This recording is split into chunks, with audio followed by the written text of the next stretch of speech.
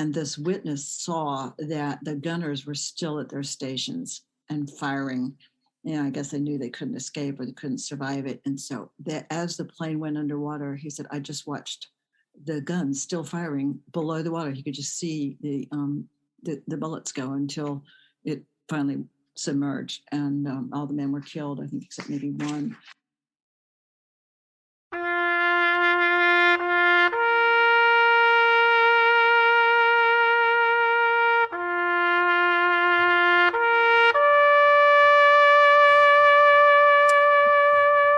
You're listening to the Stories Behind the Stars podcast. This podcast is run by the organization Stories Behind the Stars. This has nothing to do with Hollywood. We are telling the stories behind the stars that were given in World War II. For those of you who are not, family received a gold banner. The family received a banner with a gold star on it. We are telling the stories behind these stars. Our goal is to put them all 400,000 into a common database, which then we will build a smartphone app that will be searchable from any location where you can read the story behind the star. Job on the home front and died in a plane crash. This podcast is dedicated to telling those stories as we find them, as our researchers are doing this amazing research. You'll hear from researchers who are all volunteers from all across the country, and you'll hear their story, what brought them to the project, and then also the stories that they're finding. This is amazing content, and I really hope you enjoy this adventure. Welcome to this episode of the podcast. Today we have author and researcher Rona Simmons with us. Can you take a minute and introduce yourself and tell us about your research, your writing, and what brought you to this project? Sure. Thank you so much. I think we talked, 6 months ago, but I've been with Stories Behind the Stars since 2020. I think I was one of the early joiners.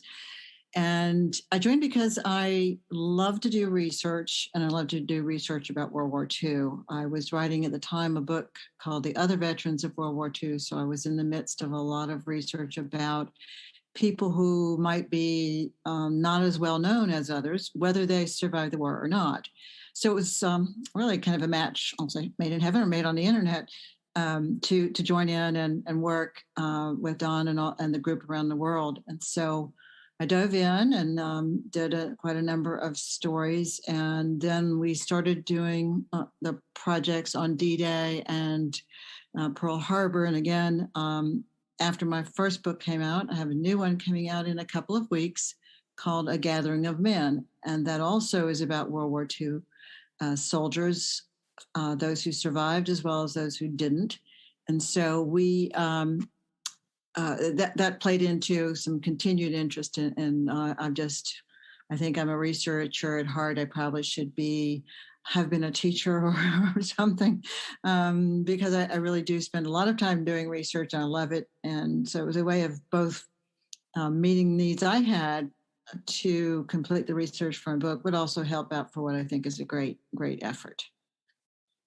So you just recently completed a special project. Can you tell us a little of the details about what that project entitled? Right.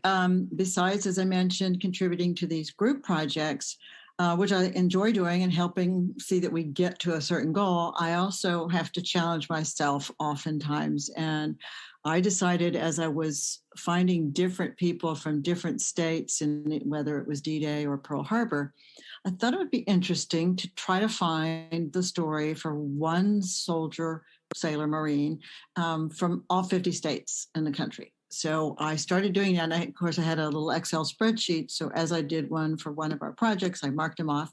And I realized I was already up to some, 30 or so states when I had just been hit and miss. And then I thought, well, why don't I try to do 50 and see what was common between the different states, what was different. And so I did, and I finished one soldier from all 50 states. Now, people remind me there were not 50 states during the war. There were only 48. But there was a Hawaii and there was an Alaska. And I found, luckily, towards the end, I found a person from each of those two territories, I guess they were before they became states, but I wanted to include them. So yeah, I did. I got all 50 states and I patted myself on the back and then I kept going. So So do you have some stories that stuck out to you while you were doing these all 50 states that you would like to share with us? Yeah, there's a couple, and I think maybe the first one, which was actually the very first story I did for the effort, and this was a gentleman, and I'll never pronounce his name, Harold Paffengut, Paffengut. So strange last name, and I don't know whether I picked him for that reason or what, but he was with the Navy, a fireman first class, and he was aboard the USS Sturtevant. And that ship was sunk in U.S. waters off of Florida very early in the war, 1942. And I had never heard of this, and it really was a disaster. So I thought that piqued my interest. And turns out that this ship was carrying supplies and was coming out of the Gulf of Mexico and hit a minefield that they didn't know was there, and that no one we knew was there. We put the minefield there, and we failed to tell the ship's captain, or it wasn't on the maps he had, just a massive mistake. And they hit one mine, and the ship was rocking, and they thought they thought it was a submarine or something, and so they were starting to drop depth charges. And another mine hit. And by this time, the ship was sinking. It did lose 15 men, of which Harold Paffengut was one. And I found one was from Georgia, which is the state I'm from, but also, and as I say, he was from North Dakota, so it had nothing to do with me. But I did look, and at that time, I think there were, and it counted just the other day, 8 people from 8 of the 15 that died, people from Pennsylvania, Massachusetts, Texas, Mississippi, West Virginia, Georgia, Oregon, Indiana, Illinois, and New York. And that started me thinking about, here's a ship, 15 men die, and they were people from all over the country. And what you can imagine what some of the conversations from these young men would have been on these ships. And so it was really kind of sad. And that combination of having people from all walks, or at this point from all areas of the country, was intriguing to me. So, and also an unknown disaster. I mean, I had never heard of it, and I thought this was just terrible to have happened. And that ended up, about the time we were doing D-Day, I found a similar incident that was called Operation Tiger, and this was a practice exercise for D-Day. So we were practicing landing on an island, landing on shore, and getting men to get out of the landing craft into shore. And it's called, where they were doing this was off the coast of England, but it was very, very secret because, of course, we didn't want to let people know that we were practicing for the invasion that I think everybody knew was coming anyway. But they were trying to keep it secret. It was at Slapton Sands. And so a huge number of people were killed. They were out there in these landing craft, and some German, they call them E-boats, found them or spotted this exercise and began firing on the men. And of course, they had no idea this was supposed to be a peaceful practice. And a panic ensued. And I mean, even the officers who didn't know what to do, the men hadn't had enough practice. And so they all started scrambling.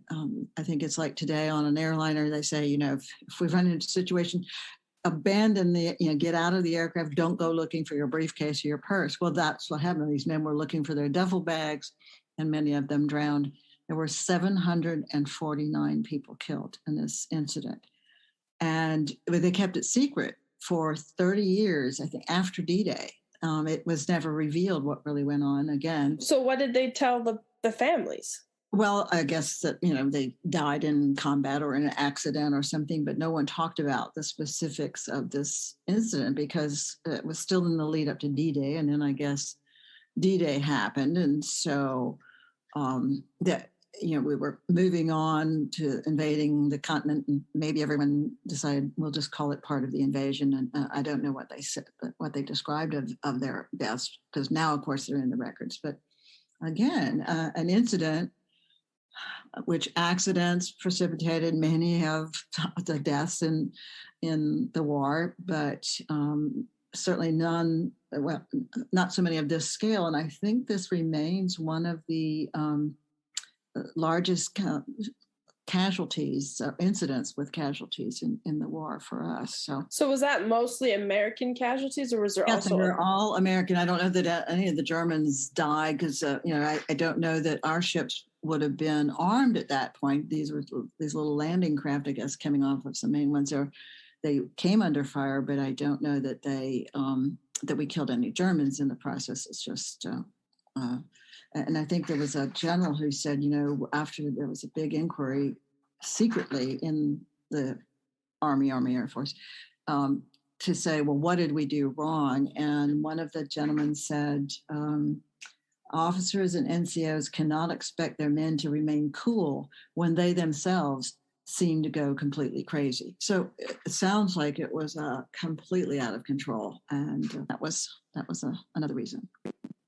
So, and then now I was fascinated with these odd incidents. I know we were doing, as I said, I knew Pearl Harbor was coming up, but I'm like, darn, some of these things that people haven't heard of, because that's, to me, besides the idea that you're contributing to such a worthwhile effort, I want to learn. I want to find things out that I didn't know. So, I selfishly said, I'm going to go look for another one of these. And I found an incident. This time it was in Canada, again, early in the war, 1942, where 200 sailors died. We were delivering supplies, bombs, and military equipment to a base called Argentia in Canada, where I guess we were staging equipment to go overseas. And it was there was a winter storm, and the ships again, this was pre-radar, or very very good radar, and radio communications were not what they were. So during this fierce winter storm, one of the two ships, one's called the Truxton and one is the Pollux, and the Pollux was the one carrying the bombs, but that ship had some destroyers with it as a convoy, and to protect it, one of the destroyers hit, and then the Pollux hit the rocky shores off of Newfoundland, and they immediately began sinking. And there was another destroyer, but it was in the middle of the night. And when the townspeople heard the shipwreck, or some people had spotted it, they all came out of their homes and started rescuing the sailors who were in the sea. And I think we know of after 9/11, the Canadians in Gander taking our people back and housing them. Well, the same sort of thing happened way before that. These people had, of course it was depths of winter. They might have been prepared, but our soldiers were wet. They were half injured. They rappelled them up with ropes from the sea because it was a steep cliffs where they hit in these rocks. And then, of course, the second ship, as soon as they worked apparently all night rescuing these guys. And then the next day, the next morning, the second ship they found was gone. And they just kept going and rescued many, many of the sailors, even though, as I said, 200 died. So, and then people said, well, how can we pay you back? And they, of course, refused any amount of money for the work that they had done. And so that was... those are the kinds of things that get me excited. And like I said, I learned something, and I've written these stories up. And none of those actually made their way into my book, because I wasn't writing about ship disasters or tragedies at sea or major accidents. But again, you never know where some of these stories that you find will lead to an interesting project or book or article or whatever stories. One thing that just come to my mind when you said, they were bringing supplies to Canada, and then we would ship it back to the, Europe where we were at, is that every bomb that we dropped had to be built in America, right? Mm-hmm. So it's like, and we dropped so many bombs. So we were shipping, there was so much shipping going on. And I don't think, like, for me, as just, an amateur lover of World War II history, I don't always think about, oh yeah, like every single tank there, everything was made in America and then brought overseas. That's a long trip. I mean, we maybe made it faster, with diesel engines and stuff, but it's still a long time to get everything over and ships and shiploads. So I don't think we realize the amount of manpower needed to do one thing in Europe.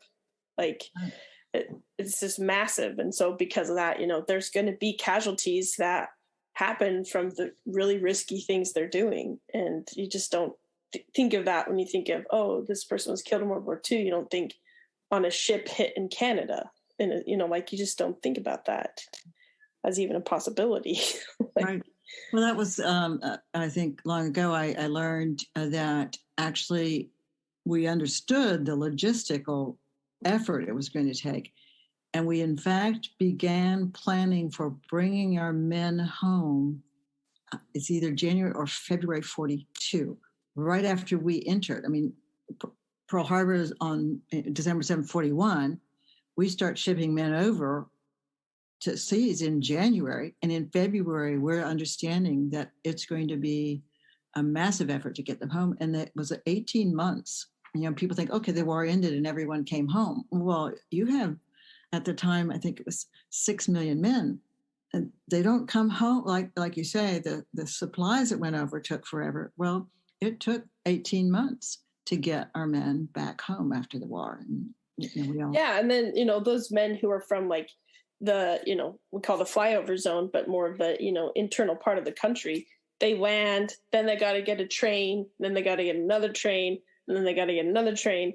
I remember I did I think it was John who shared me a story of how his grandfather got home after the war. And that was the hardest part of the war, he said, because he was like in upper New York or something, and he was in California. So he had to get home from like California to New York, and took him 2.5 weeks of just jumping train to train to train to train and sleeping in the middle of winter. And, he came back in December, and this is just a nightmare. And people, it's like 6 million people now need to get from halfway across the world.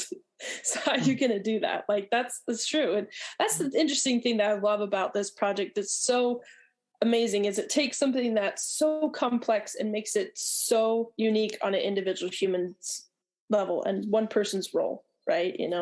That you can see this massive thing from the view of just one person. And I think that's a fascinating way to look at the history lens of history. It's just really awesome.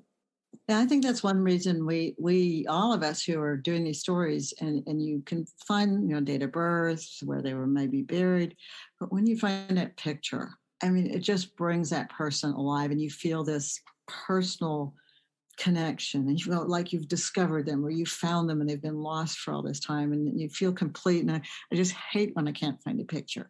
But at least you have the story as much as we can construct it when that does happen. Do you have some more stories you want to share with us that you've dug up? From those kinds of stories, as my work moved on to my new book, which is about men who were with the bomber groups in England, more of my research, I sort of got buried in that. And so I thought, well, while I'm working with Stories Behind the Stars, I might as well concentrate on bombers. And then we were past D-Day then. But I began looking at those. And again, this was kind of my earlier interest of these mix of people from different states. And here I found the B-17 bombers, which I was concentrating on. There were 10 men in an air crew. So in every B-17, and there were thousands, there were 10 men. And looking at, again, 10 men they weren't, with a friend or a brother or a cousin. I mean, maybe occasionally there were, but it was a minority. And I found one situation. This was Charles Cranmer. He was a first lieutenant B-17 pilot. He was killed in 1943. And on his plane was a guy from Pennsylvania, Virginia, Ohio, Louisiana, Texas, Massachusetts, New Jersey, and Iowa. So 8 different states on his plane. And what was even and when I decided to research a bomber or someone who went down with a bomber, I couldn't just stop with the pilot. I thought, well, I've got the story. I know what happened to this plane, so I have to do these other 9 people. So that I was always doing 10 people at a time, if all 10 perished. And on this plane, there was their backgrounds. There was a rancher, a preacher, an actor, teacher, 2 office clerks, and a carpet mill worker. So again, not only were they from different states, their backgrounds, I mean, can you imagine an actor and a preacher and a rancher? What did they talk about? You just wonder about the conversations. And that I always try to find out what they were on their, either their enlistment papers, what their job was before they started, because I thought sometimes there's some really strange occupations. So here on this particular bomber, and it was called the Sons of Fury, which I think is a TV show these days or something like that. But they were coming back from a mission into France, and they were over the water, and they were under attack. Who shot their plane down? The engine was on fire, and there was a witness from another bomber who saw the plane go into the water, and the pilot tried to, I guess, land it as best he could with an engine on fire and try to help people, preserve the people there. But of course, they were all, the pilot and the co-pilot fell out, and they were in the water. And this witness saw that the gunners were still at their stations and firing. I guess they knew they couldn't escape or they couldn't survive it. And so as the plane went underwater, he said, I just watched the guns still firing below the water. He could just see the bullets go until it finally submerged, and all the men were killed, I think, except maybe one. And I thought that was just these are horrific stories, and when you try to think about what they went through, but such a tribute to these men who were fighting to the very last. And so again, was this mostly like before D-Day invasion? This was after, yeah. Okay. This was 40. This one was April 28th. So this was before D-Day, yeah. So they were doing some missions at that time into France and Germany, but this one was over parts of France. Mm-hmm. My husband's grandfather flew bombers over in Europe, and he never told us anything. So when the records office opened up again, we'd like to kind of get to see his missions, to see what he did.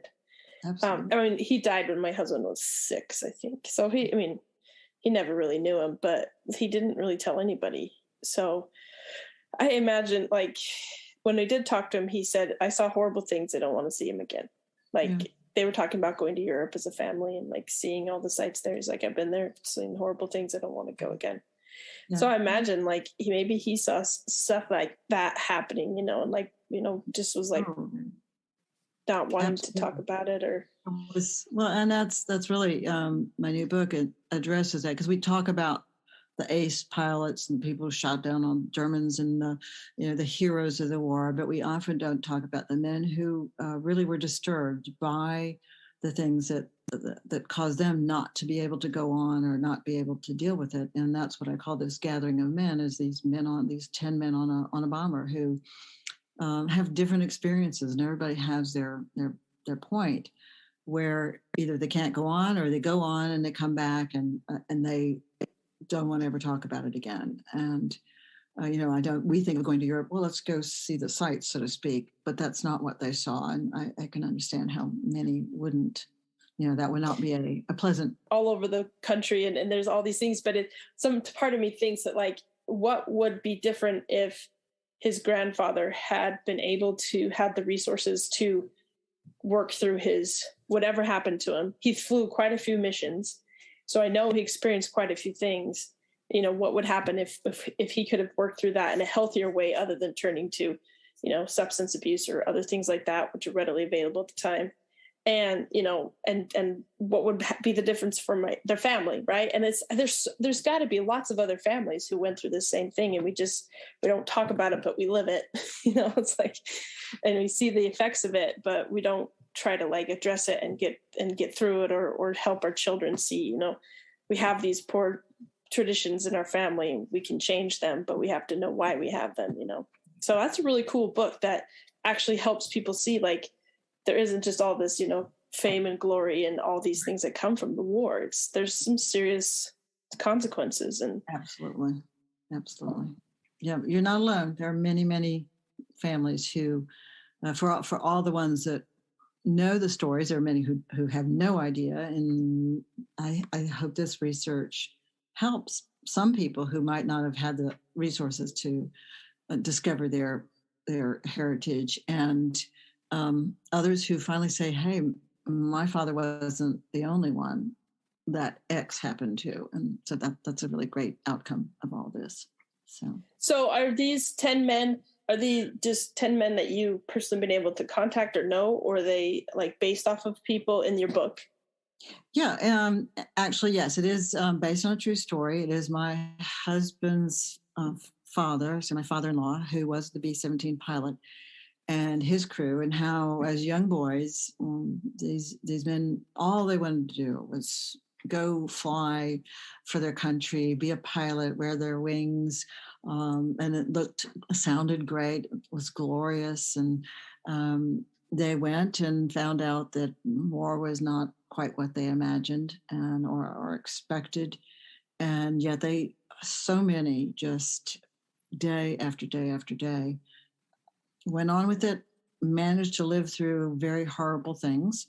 And so he did not finish his missions. He came home, and we were able years later to find some of his crew. Now, this was back in the 90s, I think, when we started looking for them. And we're actually able to connect with 2 or 3 men. And then one of the men had the diary, or one of the sons of one of the men had his diary. So that had some information in it. So it was really good to be able to connect with them and hear their story, because we didn't know what happened. And I can't tell you anymore, so you'll just have to read the book. Okay, well, I'll make sure we get a link in the description, the show notes, so that everyone can go get the book, because it sounds super good and super intriguing. Up our alley. Yeah, and that's one thing I think people who are doing family research might not know, that they can go find out what unit or what plane that their ancestor might have served on if they've already passed and didn't tell you. That information is available for them to find, right? If I just know his name and service number, right? And then they could, in theory, try to find the people they served with, or their ancestors or descendants. So that's really, I think, would be a kind of cool thing to do if you do know that information to do that. That's such amazing. To me, I've never thought, maybe we should find the people that Grandpa served with. Oh, sure. I just never thought of that. There are not that many left. In fact, when I started my first book, there were 1.8 million, I think, living World War II veterans. That was in 2016, 2017. And when I finished it at the end of December 20, there were 400,000. And I think there supposedly are, and these numbers are sort of estimates by Veterans Administration, there are only 250,000 left alive today. But the good news is, not only our site that has what we do know and what we have found, there are projects like the Library of Congress's Veterans History Project, where they have videotaped veterans of the war, and they tell their stories. So, and you can search that database. And so these are the men that made it back, but they know many, many stories of those who didn't. And they're contactable, or maybe their sons or daughters, but now they know they needed to have kept their records. And so some of them have diaries that maybe someone who's looking for their father or grandfather can't find those people, but they can find the diary that mentions them. It almost takes is knowing what unit they were with, whether Army, Navy, whatever, and what if they can find the unit, they can almost always find something, even if it's to look at a history book and find out where that unit went from what place to what place and what battles they were involved in. Well, I think that would be such a cool thing to do as a, amateur genealogist, for those people out there listening to this, and just to find your family and make those connections. My grandmother, her brother was killed in World War II on a flight over the Pacific, and his entire flight crew was sent home, but he was kept. And so he actually died in jail. So, but his flight crew that he had flown, through most of the war, actually came and found my great grandparents, and they all came to visit them and just sit with them and talk to them. And I mean, I think that's just kind of cool to see that connection that the flight crews probably had. They were in this small area with just these men for who knows how long. They probably had to let's get along because we have to, or and the admiration, the respect that they had for my great uncle, and the love that they had for him, and how devastated they were that he didn't come home. And it was probably 5-6 years after the war was over when they reached out to my grandma, my great grandmother. You have a book. All you have to do now is write. Yeah, right. I'll have to go. But yeah, that's something I think would be cool to do. And then to talk to, maybe reach out to their descendants and just say, hey, we have this connection that my great uncle and your great grandfather served on the same plane together. It would be kind of cool to find that. So yeah, I have a project on top of all my other projects now. Well, maybe when we're finished with all of our 400,000, you can begin your book. But start that research now. Yeah. Thank you for listening to this episode of the podcast. This is part 1 of my interview with Rona Simmons.